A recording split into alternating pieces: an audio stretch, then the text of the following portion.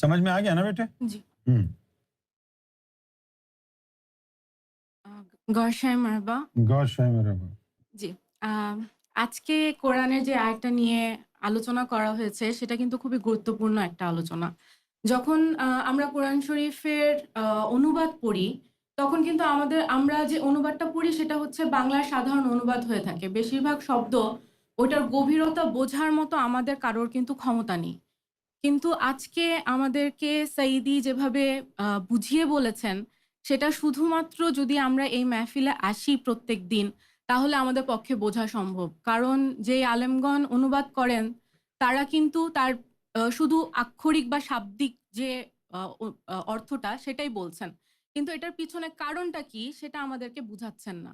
এখন যে আয়াতটার কথা বলা হচ্ছে, সেই আয়াতে কিন্তু আল্লাহ তাআলা বলেছেন, আল্লাহ তাআলা নিজে বলছেন রাসূলুল্লাহ সাল্লাল্লাহু আলাইহি ওয়াসাল্লামকে বলছেন যে, "আপনি দোয়া করেন এমন একজন ক্ষমতাধর যাকে ধর যেন আ আসে যে কিনা আপনাকে যেকোনো উসিলা ছাড়া যেকোনো দোয়া কবুল হতে পারে, এই ব্যাপারে সাহায্য করতে পারে।"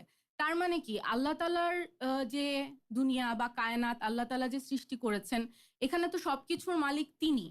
তাহলে উনি কেন এরকম কথা বলছেন যে তার ঊর্ধ্বে গিয়ে কারো কাছে ক্ষমতা আছে যে কিনা তার অনুমতি ছাড়াও কোনো কিছু করতে পারেন। যেমন আ যেই কথাটা সাইদি আমাদেরকে খুব সুন্দরভাবে উদাহরণ দিয়ে বুঝিয়েছেন, সেটা হচ্ছে সবচেয়ে বড় উদাহরণ যেটা, যে মনে করেন যে কেউ একজন জাহান্নামী। তার আ যে আ নসিব আছে, নসিবের মধ্যে জাহান্নামটাই লিখে দেওয়া আছে। এখন সে কোনো নবীর কাছে যাক, কিন্তু কোনো অলি আল্লাহর কাছে যাক, যার কাছেই যাক না কেন, কারো কিন্তু ক্ষমতা নেই সেই জাহান্নামী থেকে তাকে অন্য কিছু আ তার যে নসিবে জাহান্নাম লেখা আছে সেটাকে মুছে দিয়ে আ তাকে জান্নাতি করার বা তার কিসমতকে পরিবর্তন করার ক্ষমতা কিন্তু কারো নেই।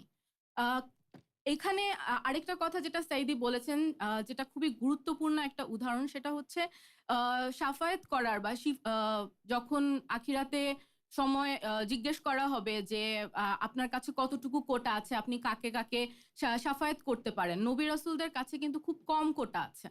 কিন্তু এই কোটাগুলা কি? এই কোটাগুলো হচ্ছে একটা বাহানা। আল্লাহ তাআলা যাদেরকে বলবেন যে আচ্ছা ঠিক আছে একে শাফায়েত করো, তাকেই তারা শুধুমাত্র শাফায়েত করতে পারবেন। এর চেয়ে বাইরে গিয়ে কিন্তু কারো কাছে কাউকে তারা শাফায়াত করতে পারবেন না।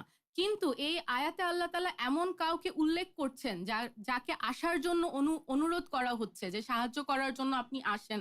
যাতে আল্লাহ তাআলার অনুমতি ব্যতীত যদি কাউকে আমরা শাফায়াত করার হয় তাহলে তিনি করতে পারবেন। এই ব্যক্তিত্বটা কে? এই ব্যক্তিত্বটা হচ্ছে আমাদের সরকার রিয়াজ আহমেদ গওহর শাহী। সরকার রিয়াজ আহমেদ গওহর শাহী। কারণ শুধুমাত্র তার কাছে এই ক্ষমতা আছে যে তিনি যদি বলেন যে তার কাছে আ আ এখানে সেবা করেছে আল্লাহ তাআলা কে, তিনি যে বলতে পারেন যে এ এসে আমার কাছে আমার সেবা করেছে। আ এর নসিবে বা এর কপালে যদি এটাও লেখা থাকে, এর ভাগ্যে যদি এটাও লেখা থাকে যে সে জাহান্নামে যাবে, আমি চাই না সে জাহান্নামে যাক। আল্লাহ তাআলা যদি মানা করে দেয় যে না ওর ভাগ্যে তো আমি জাহান্নাম লিখেছি, আমি এটা পরিবর্তন করব না। কিন্তু আমাদের সরকার যদি চান তিনি তার ভাগ্যটাকে পরিবর্তন করতে পারবেন এবং তিনি তার সাথে তাকে নিয়ে যেতে পারবেন। আমি এখানে একটা ছোট্ট কথা নিজে থেকে সংযুক্ত করতে চাই। আমি ১ম এই মালিকের কাছে মাফ চেয়ে নিচ্ছি। যে সরকার কিন্তু বলেছেন যে আমি রিয়াজুল জান্নার থেকে এসেছি এবং আমি আমার একটা নিজের জাহান আছে। আমি চাইলে একজনকে নিয়ে যেতে পারি, আমি চাইলে কোটি জনকে নিয়ে যেতে পারি। হুম, তাহলে যদি আল্লাহ তাআলা আমাদের জন্য জান্নাত এবং জাহান্নাম বানিয়েছেন। আল্লাহ তাআলা যদি আমাদেরকে জান্নাতে না নিয়ে যান, আমাদের কাছে সরকার আছে, সরকার আমাদেরকে রিয়াজুল জান্নায় নিয়ে যাবেন। বাহ! বাহ! এই কথাটা কিন্তু সবচেয়ে বড় কথা। এই অথরিটিটা কিন্তু আর কারো কাছে নেই। এটা শুধুমাত্র সরকারের কাছে আছে। তাহলে আমাদের চিন্তা করা উচিত যে আমরা যে এই প্রত্যেকদিন এই মেহফিলে বসছি, এই মেহফিলে আমরা কার সামনে বসছি? হুম, কার সামনে বসে আমরা আসলে যে প্রত্যেকদিন বসতেছি? অনেক মানুষ প্রশ্ন করে, অনেক মানুষ বলে যে আমি এখানে পৌঁছাতে চাই, আমি ওখানে পৌঁছাতে চাই। কোথাও পৌঁছানোর দরকার নেই। আপনি যে এখানে আছেন, আপনি এখানে যে কি পাচ্ছেন সেটা আপনি নিজেও জানেন না। যখন আপনি জানবেন তখন আপনার মাথা ঘুরে যাবে। কিন্তু আমরা যে এত সৌভাগ্যবান যে আমরা এখানে বসতে পারতেছি, ওই সৌভাগ্যবান হওয়ার মতো আসলে এটা আসলে সরকারের করম। আর এটা সরকারের আতা যে সরকার আমাদের মতো গুনাহগার মানুষের জন্য এসেছেন। তিনি যদি না আসতেন আমাদের কি হতো? আমরা তো এই গুনার মধ্যেই পড়ে থাকতাম। আমাদেরকে হেদায়েত দেওয়ার জন্য তো কেউ ছিল না। सही আর बात। সবচেয়ে বড় কথা হচ্ছে সরকার শুধুমাত্র গুনাহগারদের জন্য এসেছেন আর জাহিদ ও পারসার জন্য আসেননি। যারা অলরেডি যাদের কাছে সবকিছু আছে তাদের কাছে তো আছে, কিন্তু আমাদের কি হবে যারা আমরা শূন্য? हम्म, তো তিনি শূন্য মানুষের জন্য এসেছেন, তাহলে তিনি কত বড় ক্ষমতাধর এটা চিন্তা করেন।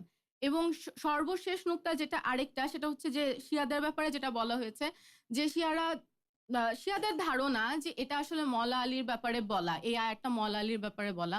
কিন্তু সাইদি যেটা আমাদেরকে বুঝিয়ে বলেছেন সেটা হচ্ছে যে এখানে দোয়া করতে বলা হচ্ছে যে একজন ক্ষমতাধর ব্যক্তিত্ব আসুক।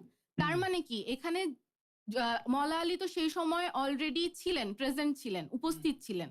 আহ, তার মানে এটা ভবিষ্যতের কথা বলা হচ্ছে যে ভবিষ্যতে এমন একজন ক্ষমতাধর মানুষ আসুক যে কিনা কোনো ধরনের আহ, মানে কোনো ধরনের উসিলা ছাড়া আমাদেরকে সাহায্য করতে পারবেন, এবং সেটা শুধুমাত্র আমাদের সরকারের পক্ষেই সম্ভব।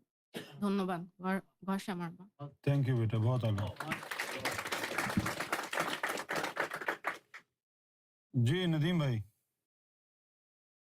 गफूर भाई आप भी बोलेंगे?